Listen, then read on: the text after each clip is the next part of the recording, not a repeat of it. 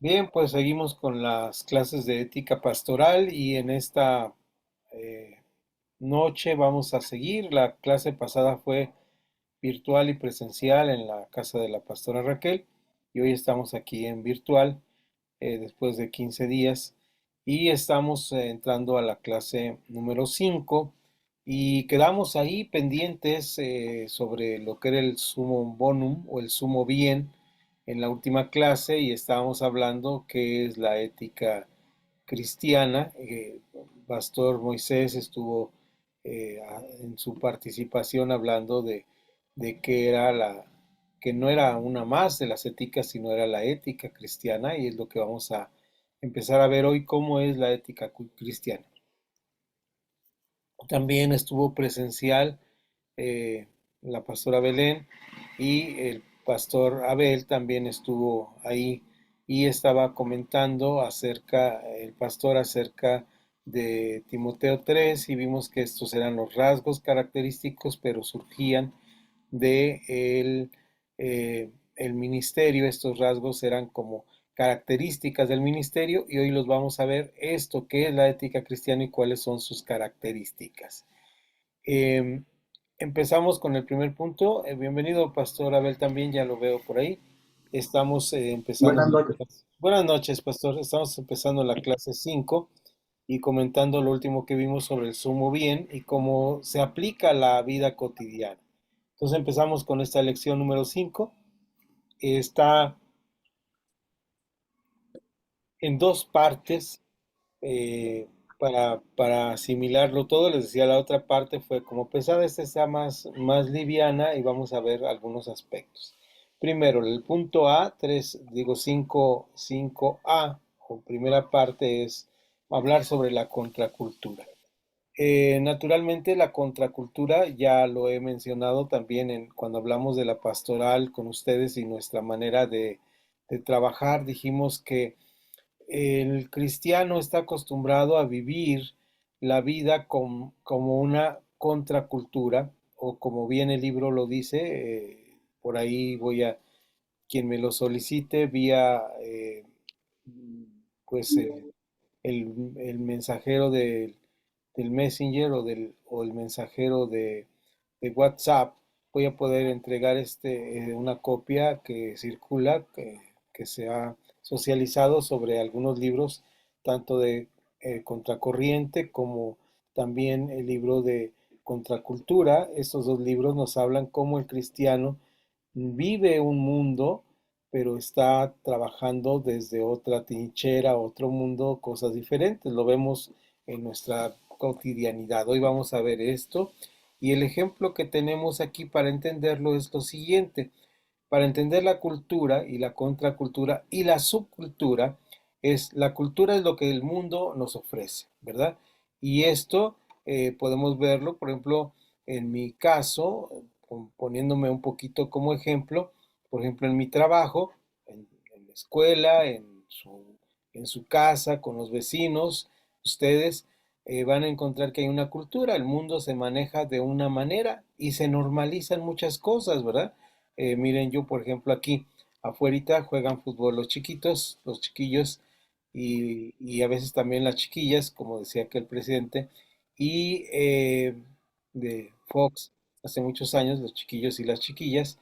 Y fíjense nada más ustedes, qué curioso, que son niños entre los 9 y 11 años, pero tienen una cultura de un lenguaje muy florido.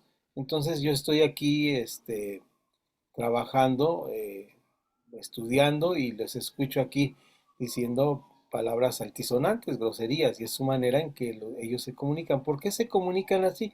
Porque es su cultura, ¿verdad?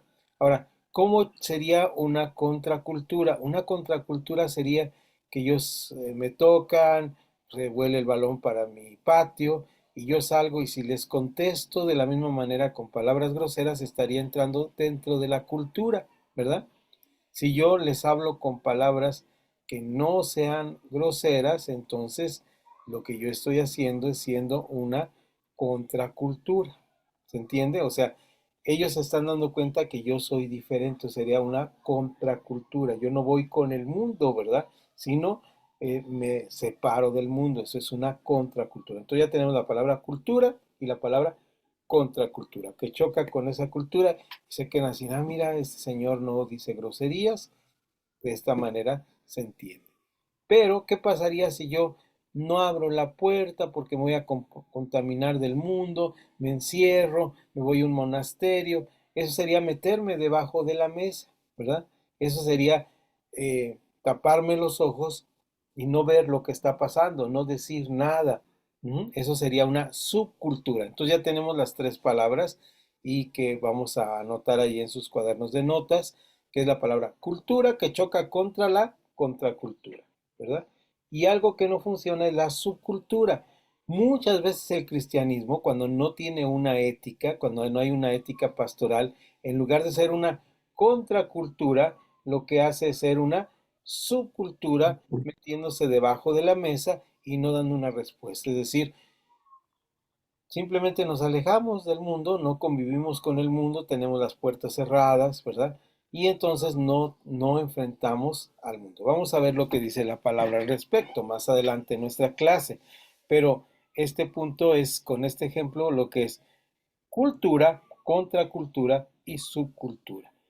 ¿Qué ejemplo podemos ver de la subcultura? Una contracultura es aquella que enfrenta a la cultura para tratar de cambiarla a través de incidir en la cultura. ¿Qué es incidir? Es decirle, tú haces las cosas de esta manera y están mal. Yo las hago de esta manera y esta manera nos lleva a mejores resultados. Así que voy tomando la cultura y voy invadiendo con mi contracultura. ¿Qué es una subcultura? Algo que no cambia. Miren, por ejemplo, una subcultura sería, por ejemplo, el movimiento hippie de la década de los 50, 60. ¿Qué cambió? Pues no cambió nada. ¿Qué hacía? Pues se encerraba en su propio mundo. Al contrario, metía cosas raras, extrañas, eran abstraídos, no dice nada, ¿verdad? No está ofreciendo realmente una solución a los problemas, simplemente está siendo una subcultura o una cultura que se maneja debajo del agua. Esto es muy común, una cosa que me pareció muy común y la menciono constantemente en las clases.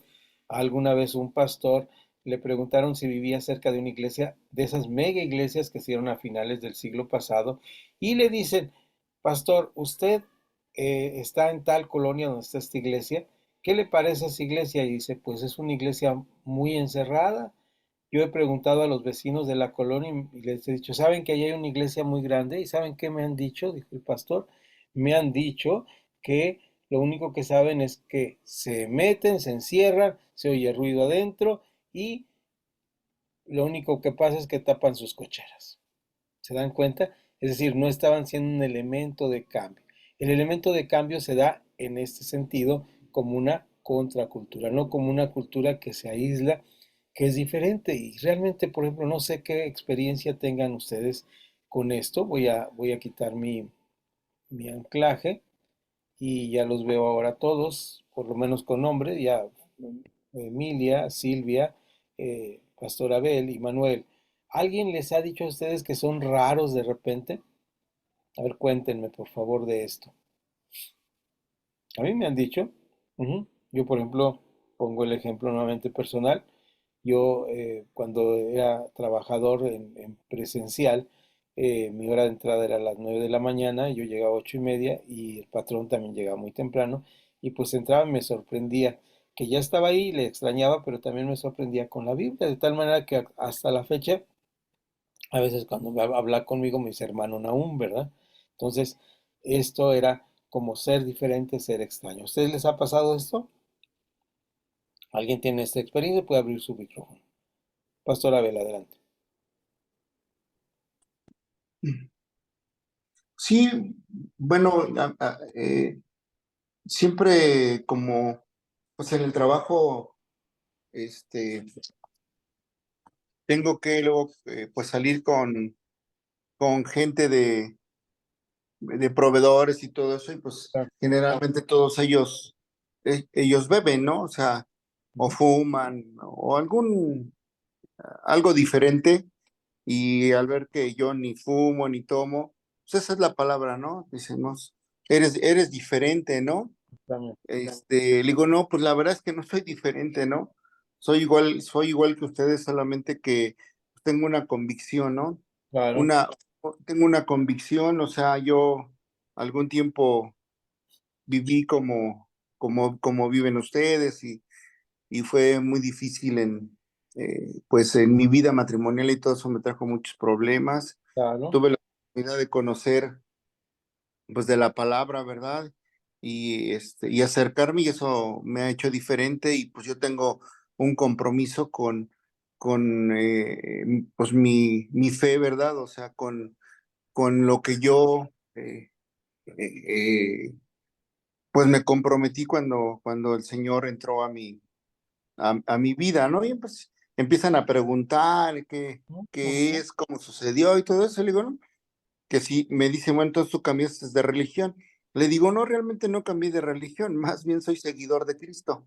claro, Y, o sea, desde entonces hasta el día de hoy, pues mi vida ha cambiado y hoy me doy cuenta que verdaderamente hoy sí soy feliz y anteriormente pues, solo vivía de apariencias, ¿no? sí, sí, Y todo eso pues, le intriga a la gente, ¿no? Le claro, intriga a la gente y sobre todo, más allá de que le integre a la gente, bueno, que le resulta diferente, pues es la semilla que se lleva, ¿no?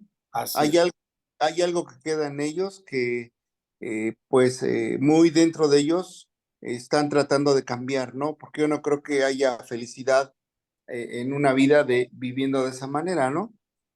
Y sí, pero sí, siempre esas son las situaciones, ¿no? Siempre me preguntan que soy diferente porque no comulgo con lo que ellos hacen. Le digo, bueno, no soy diferente, soy igual que ustedes, solamente yo tengo un compromiso y la verdad, a mí Cristo me sacó de mi infierno y yo hoy trato cada día de seguirle y de ser mejor.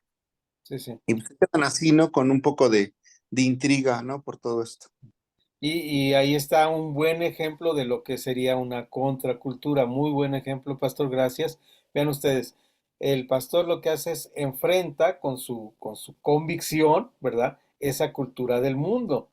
No dice, no se esconde y dice, no, pues no puedo ir. A veces hasta decimos mentiras, ¿no? Y decimos, no, es que mira, me duele la panza, por eso. Es que en las relaciones de trabajo es muy complicado esto, ¿no?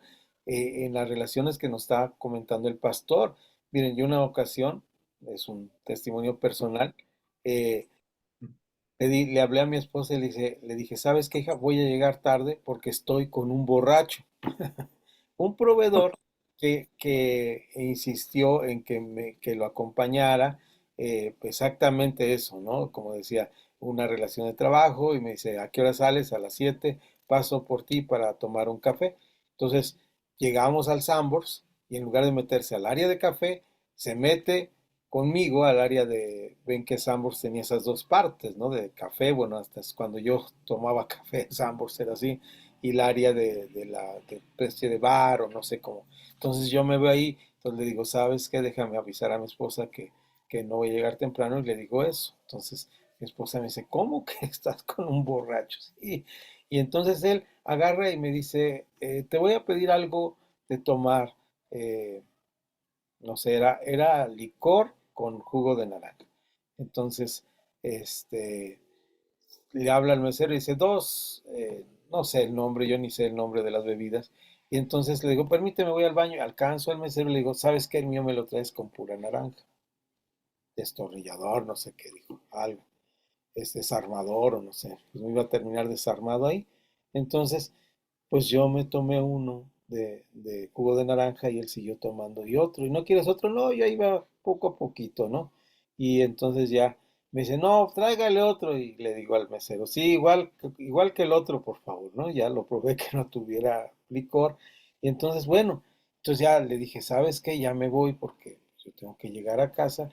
Y él se quedó muy decepcionado, pero ahí, como dice el pastor, ya él se quedó con esa situación, ¿no? Entonces él dice, bueno, ¿que no te gusta tomar? Digo, no, no es que no me guste tomar, es que decido no tomar.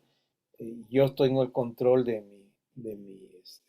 mi decisión y ya me voy, ya. No, pues entonces, pues no traigo carro y ya me contigo. Entonces ya le hablé a mi esposa, pues no lo vas a creer, pero mi suerte ahora tengo que llevar un borracho a su casa, ¿verdad?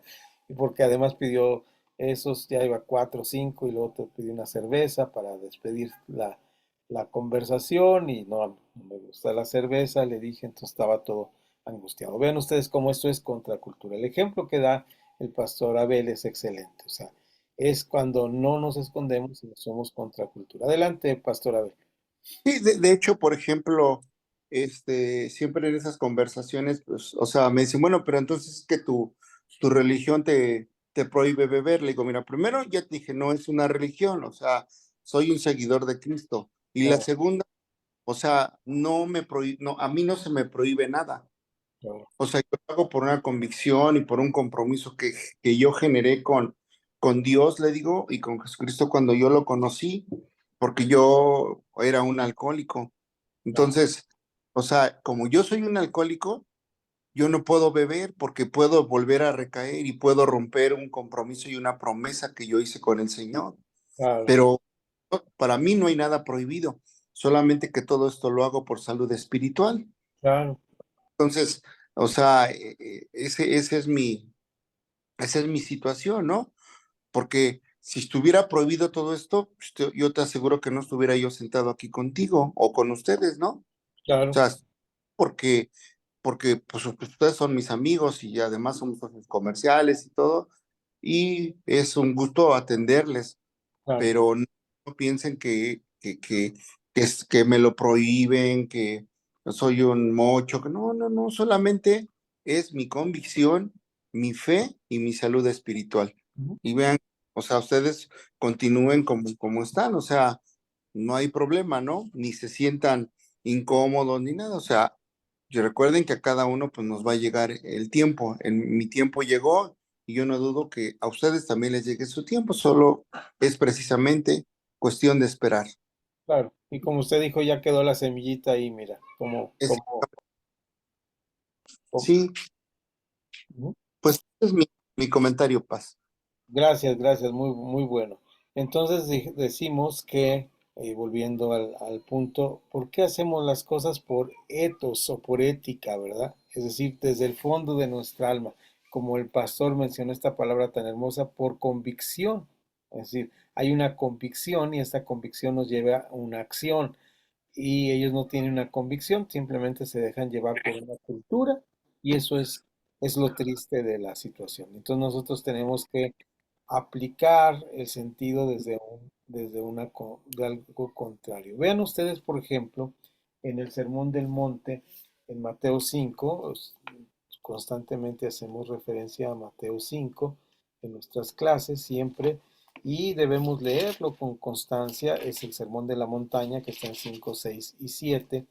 Y vean ustedes cómo siempre he mencionado, también lo he hecho aquí con ustedes en la clase, que Mateo dice, viendo a la multitud, subió al monte y sentándose vinieron a él sus discípulos.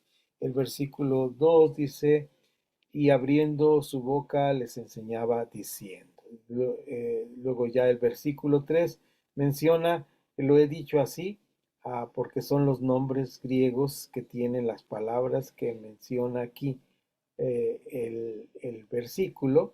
El versículo desde el versículo 3 empieza con bienaventurados. La palabra bienaventurados es una palabra que es la palabra Macarios, como el nombre, bueno, no voy a decir la palabra en griego, pero es una palabra donde deriva el nombre Macario. Y por eso digo que aquí están mis dos tíos, el tío Macario y el tío eh, y la tía Irene. Fíjense, voy a mencionar eh, el versículo 9. Dice 5:9 de Mateo. Bienaventurados los pacificadores. Aquí está mi tío Macario, lo digo así de broma, y mi tía Irene. Pacificador es la palabra paz, es la palabra Irene, pero fíjense bien cómo el término lo traduce bien Casiodoro de Reina aquí. No pacifista, no hacedor de paz, podía ser dos palabras, hacedor de paz, y no lo traduce aquí pacificadores, es decir, los que son hacedores de paz, porque ellos serán llamados hijos de Dios. Entonces, en esta situación que estaba mencionando nuestro hermano pastor hace rato, el pastor Abel, vemos precisamente esto, es un hacedor de paz. Ujú. Ser contracorriente, ser contracultura, no es pelearnos contra la forma de pensar. ¿Notaron ustedes cómo el pastor Abel mencionó con toda claridad? Son mis amigos, son personas, son gente de mi alrededor y entonces ellos son hacedores de paz, ¿no? Eh, Fíjense ustedes cómo lo define aquí un señor que se llama Pablo Deiros, hablando precisamente de, eh, de una definición de ética cristiana. Me gusta esta definición, la voy a dejar como definición y luego vamos a ver, analizarla poco a poco para ir viendo de qué se trata.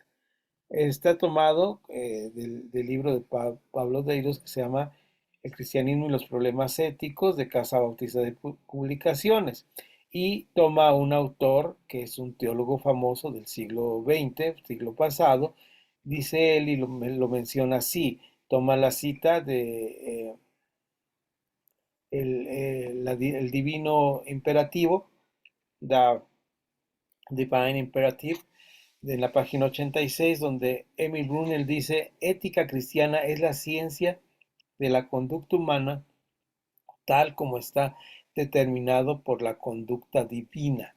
Fíjense bien esta definición. Emil Brunner dice, la ética cristiana es la ciencia de la conducta humana. Permítanme, ahí está. Es la ciencia de la conducta humana tal como está determinada por la conducta divina. Lo voy a mostrar en pantalla para que ustedes lo puedan, de aquí de mis notas, para que ustedes lo puedan leer conmigo, este párrafo, y luego lo voy a pegar en nuestro grupo de estudio. ¿De acuerdo? Entonces, yo pienso que va a ser este.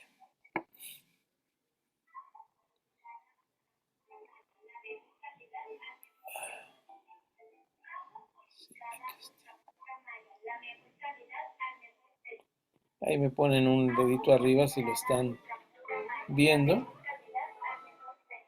¿Qué es lo que están viendo? A ver, déjame ver dónde quedó. Ok, dice Emil Brunel arriba, tomado con fines didácticos de, ¿sí? Ahí creo que si tienen celular o computadora, creo, si no se los leo ahorita. Ahí está. ¿Sí? Espero que lo estén viendo. Dice, Emil Brunner dice que la ética cristiana es la ciencia de la conducta humana tal como está determinada por la conducta divina. Ya la cita la dije, The Divine Imperative de Emil Brunner, página 86. Esto significa, estas ya son palabras de Pablo Deiros, esto significa que la ética cristiana es un corolario directo de la fe cristiana. La ética cristiana y la fe cristiana están indisolublemente unidas. Es decir, la ética cristiana está unida a la fe cristiana. No se puede tener ética si no se tiene fe. Lo que decía hace un momento el pastor Abel hablando de la palabra convicción, que es sinónimo de tener una fe. Lo que uno debe ser, una fe, no una religión, como bien lo aclaró el pastor. Lo que uno debe ser es el resultado inevitable de la clase de Dios que uno adora, la dimensión vertical nuestra, relación con Dios y nuestra, dejen moverle, interpretación de tal experiencia, es decir, nuestra teología. Teología no es lo que Dios se revela, sino lo que nosotros concebimos de Dios.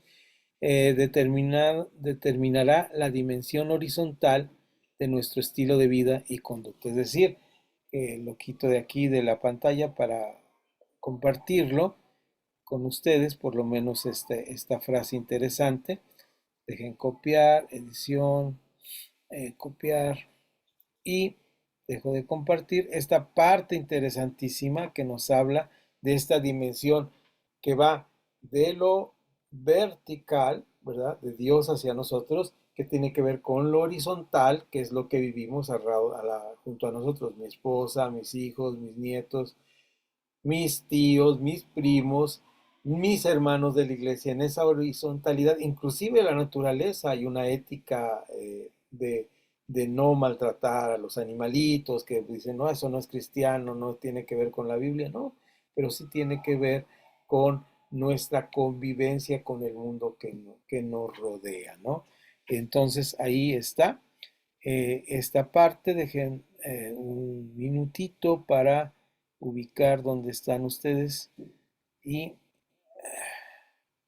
aquí están. Vean ustedes aquí la frase de Brunner por si les parece interesante. Dice, Emil Brunner dice que la ética cristiana es la ciencia de la conducta humana tal como está determinada por la conducta divina. Ahí ya está en el grupo, ¿no? Entonces, esto es importante. Dejamos a un lado el grupo ahora y seguimos con nuestra clase. Esa fue la parte B de nuestra clase, la definición de ética cristiana. Punto C, los principios bíblicos de la ética cristiana. ¿Cuáles son los principios bíblicos de la ética cristiana? Bueno, los principios bíblicos de la ética cristiana son lo que vamos a ver. Los principios son la palabra de Dios, es decir, nos movemos por la palabra de Dios, es decir, cómo actuamos en base a esto.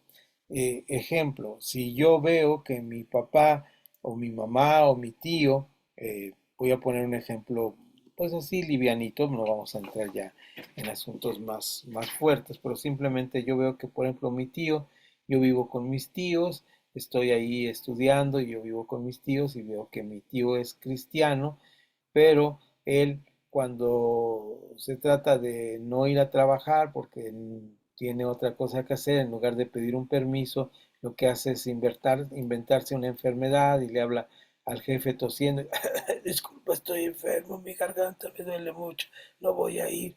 Y ya dice, mira, ya me dio permiso el jefe, qué bueno soy. Y es cristiano, entonces vamos a la palabra y la palabra al principio dice que no debemos mentir, ¿no es cierto? Que además el padre de la mentira, y no queremos ser hijos del diablo, es el enemigo de nuestras almas. Entonces, estamos viendo que su conducta no es cristiana, ¿verdad? Entonces, ¿cuáles son los principios que vamos a tomar? ¿Los principios del mundo o los principios del reino de Dios? ¿Verdad? Eh, Dice la palabra que no debemos ni dar cohecho ni aceptar cohecho, ¿verdad? Entonces, yo voy manejando en mi carro, me doy una vuelta mal, porque no me fijé y me dicen, señor, se dio una vuelta mal la gente de tránsito y me dice, y vamos a tener que levantar una infracción. Oficial, usted es el que conoce las leyes, me han enseñado aquí bueno, usted lo conoce, levánteme la infracción. Oiga, pero no quiere de alguna manera que nos arreglemos, no, no le entiendo. ¿Arreglarnos de qué? O sea, que cambiemos la ley, que vayamos a hacer una ley de tránsito diferente, para que... Es que usted quiere la infracción, no, pues soy merecedor de la infracción. Pero es que va a tener que irla a pagar, pues sí, si cometí la infracción tengo que irla a pagar. Entonces, si en lugar de eso mis hijas, mis nietas que van conmigo en el auto, ven que le digo, mire, ahorita nos arreglamos, a ver, páseme la ley, porque aquí esa costumbre tienen, le enseñan la ley, léalo usted, y ahí le ponen el billetito, porque los andan siguiendo con cámara, todo el mundo tiene celular, ¿no? Entonces lo cierran, se van, aquí están sus documentos, ya se puede ir, no lo vuelvo a hacer. ¿No? Entonces, eso a veces pasa y si mis nietas lo ven, están diciendo, mira, pero la Biblia dice que hay cohecho. ¿Cuál es la manera en la cual nosotros debemos vivir la Biblia? Bueno, nuestro supuesto básico, estoy hablando ahí de una palabra, fíjense cuál es, supuesto básico debe ser para tomar las decisiones la palabra de Dios y no lo que dice el mundo. ¿Cuáles son los supuestos básicos para que entendamos lo que pasa en los supuestos básicos éticos? Por ejemplo, aquí en México hay una palabra que dicen, el que no avanza, el que no tranza, no avanza, al revés. El que no tranza, no avanza. Ese es un supuesto, ¿verdad? Y entonces, ¿cuál es el supuesto bíblico? El Señor es mi pastor, nada me faltará. Ese es el supuesto bíblico. Entonces digo, Señor, no necesito hacer ninguna trampa, ¿verdad? Yo sé que tú eres mi proveedor. ¿Y eso qué nos da? Pues una conducta cristiana. disculpen que vuelva a poner ejemplo mío, pero un día llego con mi patrón y le digo, venía por mi sueldo. Y me dice, sí, cómo no. Y entonces me da los billetes, ¿verdad? Y cuando él siempre me decía, no los puedo, no te puedo pagar con billetes de a 1,000, porque no eran muchos billetes de a 1,000, ¿verdad? Porque eran algunos billetitos, me pagaba por mes y me decía, porque no me los acepta casi nadie y en el banco cuando voy por toda la nómina, por todo sacar dinero siempre me dan de a 1,000, ¿no? Y, uy, qué presumido. Bueno, la cosa es que me daba de a 1,000 y entonces me siento ahí, cuento mi dinero y le digo, ¿sabes qué está mal? Y pues la reacción es, no, yo los conté bien. Le digo, no, mira, te sobró un billete. Aquí están los que me dabas, los que me das por mes, ¿verdad? Y aquí está el que te sobra, te lo regreso. Y entonces, ¿qué pasa? ¿Cuál era mi principio? Pues que no debo robar, ¿verdad?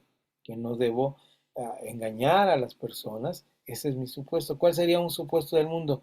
Pues si te pones de pechito, te llevo al baile, ¿no? Entonces, dicen, ya se puso de pechito, lo engaño, le hago algo mal. Y eso es lo que pasa, ¿no? Cuando están en esa situación. Y eso es con el patrón o con cualquier momento. Unos días aquí recibiendo el agua, me daba, les digo, eran 66 pesos, le digo, te doy los 6 y me da un billete de 50 y me da uno de a 20. Entonces le digo, sabes que está mal y también la reacción, no, yo conté bien, ¿verdad? No es que me estás cobrando nada más menos dinero, ¿no? Entonces, si doy 66, nomás me tienes que dar un billete de 50. Entonces el muchacho, muchas gracias, señor. Entonces, pues estos son los supuestos. ¿Alguno puede poner un ejemplo de lo que sería un supuesto del mundo y un supuesto bíblico? ¿Cuáles son los supuestos del mundo, los que están en un nivel terrenal? ¿Cuáles son los supuestos de Dios? Pues los de arriba, ¿verdad? Los que están en un orden celestial. Dice Pablo muy claro, mirando las cosas de arriba y no las terrenales, ¿no? Entonces esto sería un supuesto. Mirar las cosas de arriba sería nuestros supuestos básicos. Ahora, ¿alguien tiene un ejemplo de esto? Lo puede dar ahora. Bienvenida, Pastora Silvia, ya vi que estaba por ahí. Bienvenida, bienvenida a la clase. ¿Alguien tiene algún ejemplo?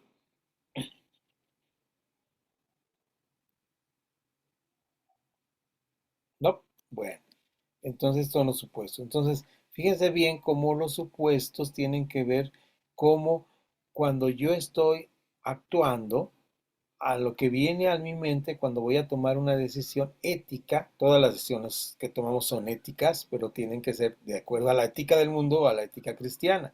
Si yo tengo un supuesto bíblico no correcto o un supuesto bíblico del mundo, entonces tomaré una decisión en base a ese supuesto básico. Ujú. Supuesto básico. ¿Cuál es un supuesto básico? Miren, yo lo escuché mucho con mis compañeros y me causaba escozor a mí lo que escuchaba. Decían, pues nos vamos a ir en ese tiempo, cuando yo era más joven y bello y rico, de las cuales cosas ya carezco, ellos decían, vamos al table dance. Y yo decía, pues no, yo no voy ahí, o sea, con mis compañeros no, si no puedo ir, no voy, ¿verdad? Yo no necesito eso. Entonces ya ellos se molestaban y de alguna manera estaban molestos conmigo y entonces decían, pero ¿por qué no vas? Pues porque no lo necesito. Y ellos me decían, es que mira, nosotros trabajamos toda la semana y no lo merecemos. Ese es el supuesto del mundo, ¿verdad? Mi supuesto es, yo tengo que mantener mi vida santa y apartado de las cosas del mal, ¿verdad? Ese es mi supuesto. ¿En base a qué tomaban ellos su decisión? Bien, una decisión muy fácil. Me merezco esto. Me merezco eso. ¿Cuál era mi supuesto? No, pues yo tengo que vivir una vida santa y no me merezco nada. La misma gracia es inmerecida. Lo que Dios me da, las bendiciones que Dios me da son inmerecidas. Yo no merezco nada. Soy un inmerecedor de las cosas, pero lo que Dios me da, me lo da como bendición suya. Y no me da poquito, me da abundantemente sus bendiciones. Entonces, esos son los supuestos. ¿Entendió el ejemplo? ¿Alguien quiere comentar algún ejemplo o nos seguimos adelante? Ya pasamos por el punto C de los supuestos bíblicos y seguimos con lección 5. A ver, nos quedan unos minutitos todavía de la hora, y recuerden que estas clases ahora son de 1 hora, no de 1 hora y media. Entonces, vamos a hablar sobre la integridad, ¿verdad? Y el primer punto de la integridad tiene que ver, también lo voy a ampliar para que ustedes los vean y también voy a copiar el, el- el texto a su... Y esto tiene que ver con el pasaje que precisamente mencionó el pastor Abel la vez pasada. Es decir, estos ya son resultados de la ética cristiana. Los resultados o frutos de la ética cristiana o el fruto del Espíritu es esto. Fíjense bien, vamos a ver si nuevamente tengo la habilidad de compartir. Eh, ¿Qué era este? Muy bien. Integridad. Ok, ahí ya veo que está en pantalla. Pónganme dedito arriba si tienen ahí una parte que dice integridad. Dice, según este señor Black Abbey, dice, la integridad consiste en ser consecuente en su conducta bajo cualquier circunstancia, en el hogar, en el trabajo, en las relaciones consigo mismo, inclusive en momentos desprotegidos, de acuerdo a los principios bíblicos. Qué interesante, ¿no? Qué interesante. ¿Y qué dice 1 Timoteo 3:1? Si no me equivoco, puedo estar equivocado, en revisar, pero casi estoy seguro que Timoteo 3, primera Timoteo 3, es el pasaje que mencionó el pastor la vez pasada, que sí, efectivamente tiene que ver con la ética, pero más bien son frutos de la ética, son como, por eso les decía, es como cuando nosotros llenamos un perfil y nosotros decimos, yo quiero llegar a este punto, y dice 1 Timoteo 3, 1 al 7, fíjense, aquí lo tengo, es el párrafo entero, lo vamos a leer. Palabra fiel. Si alguno anhela obispado, buena obra desea. Hay que aclarar la palabra obispado aquí.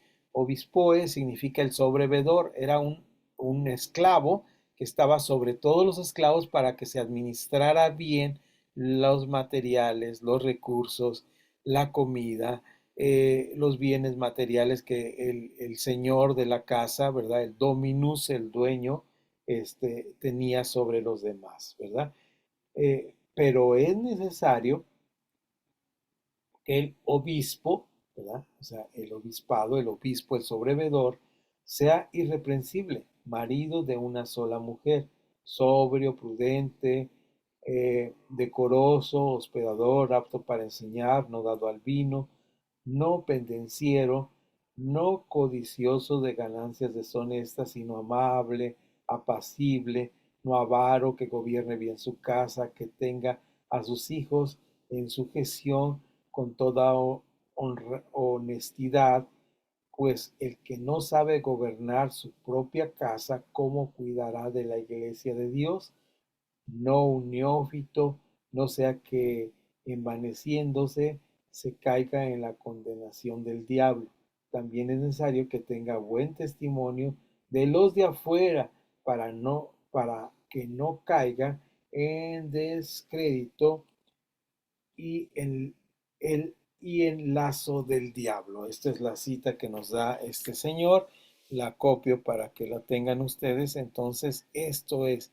Y hablábamos a propósito de esta pregunta con el pastor Abel la vez pasada, que no es ética en el sentido de decir, este es mi meta, sino son los supuestos básicos, es decir, como los perfiles que yo llevo a llegar. Si en alguno, les decía, recuerdan ustedes cuando vimos la pastoral, que nos interesa a nosotros, vimos una serie de cosas que teníamos que trabajar para seguir adelante. Es decir, a esto tienes que llegar en tu trabajo como obispoe.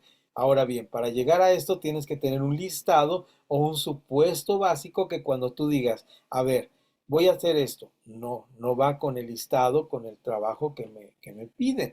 Imagínense que ustedes están en un trabajo y dicen, usted tiene que meter 100 lápices a una cajita por cada media hora. Entonces usted dice, me voy a ir al baño y voy a quedar ahí dormido un rato porque no dormí bien anoche. No está cumpliendo con su perfil, no está cumpliendo con la meta. Y entonces tiene que revisar qué tiene que hacer para hacer un cambio en su vida, ¿no? Entonces, de la misma manera, estos no son requisitos como si no tienes todo esto junto, no puedes ser obispoe.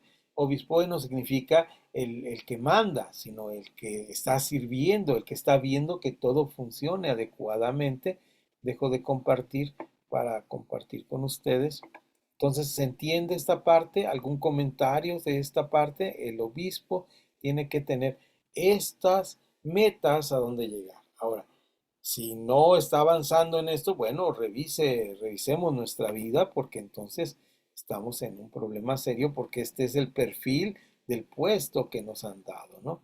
Entonces, este es el perfil del puesto que nos han dado y esto es lo que tenemos que seguir. Entonces, aquí está esta parte que comparto con ustedes en el grupo para que tengan esta referencia de cómo se leyó ahí claramente que tiene relación con su entorno, con su entorno. Por eso pasamos al siguiente punto tan interesante que es el texto de René Padilla. Es un texto un poco más amplio, de hecho lo tengo aquí ampliado. Dejen ver dónde lo dejé para poderlo leer con bastante. Aquí lo tengo y lo voy a compartir aquí con ustedes. Son 3 parrafitos, realmente el último párrafo es de la escritura totalmente y alguien me va a decir si se ve o no se ve este texto. Ahí lo estoy tratando de compartir, ahí lo deben de estar viendo ustedes en pantalla. Bien, entonces dice, tengo subrayado el primer párrafo, lo voy a mover un poquito porque no me deja verlo completo. Bueno, ahorita lo muevo cuando lo esté leyendo. Bien, fíjese lo que dice René Padilla en Misión Integral. Note la palabra integral. La palabra integral, antes de empezar a leer el texto, tiene que ver con una palabra también es sinónima, se oye más, pero casi se oye como una religión de misterio, que se llama holístico, ¿verdad?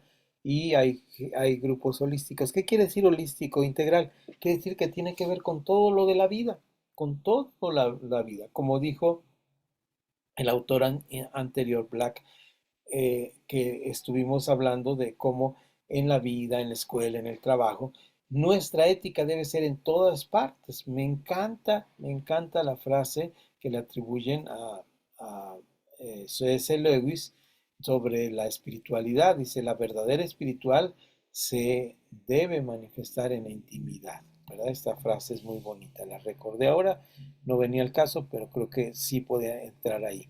Fíjense bien lo que dice esto del mensaje integral en esta misión integral de René Padilla. Es un pequeño parrafito que a mí me gusta siempre leer porque tiene que ver con todo. Dice, el Evangelio de Jesucristo es un mensaje personal. Revela a un Dios que llama a cada uno de los suyos por nombre, pero es a la vez un mensaje cósmico. Revela a un Dios cuyo propósito abarca el mundo entero. No se dirige al individuo per se, o sea, por sí mismo, sino al hombre como miembro de la vieja humanidad en Adán, marcado por el pecado y la muerte, a quien Dios llama a integrarse, la palabra integralidad, integrarse a la nueva humanidad en Cristo, marcada por la justicia y la vida eterna. ¿Qué dice este párrafo? Bueno, dice algo muy interesante. Si bien Dios es un Dios personal y nos llama de manera personal y nos conoce a cada uno, el propósito cósmico es que quiere restaurar a la humanidad entera, a la humanidad que está caída, y la caída trajo una serie de consecuencias, y lo leemos en Génesis 3, que no solamente tuvo que ver con él en lo personal, sino el mundo entero se arruinó. Todas las relaciones entre ellos, entre Adán y Eva, la forma de tener hijos, la forma de trabajar, la forma de relacionarse, la naturaleza misma, los frutos de la tierra fueron diferentes. Entonces, todo esto lo tiene que restaurar Dios. ¿A través de qué? De un evangelio que sea integral. La falta de esto, la falta de las dimensiones más amplias del Evangelio inevitablemente conducen a una distorsión de la misión de la Iglesia. ¿Cuál es la distorsión de la misión de la Iglesia? Precisamente lo que hablábamos en el primer punto A del tema pasado, a una subcultura, abajo de la mesa, ¿verdad? Pues son cristianos, cantan, pero ni les entiendo. Es más, Pablo lleva al extremo de decir a los de primera de los Corintios en cuanto a los dones y los ministerios, decir, si algún incrédulo entra y los oye a todos hablando en lengua, va a decir, están locos. No cumplen con la función esencial de comunicar el evangelio. No dice que no hablen en lenguas, dice, yo hablo en lenguas más que todos ustedes. Y además dice, estas señales seguirán a los que creen en mi nombre.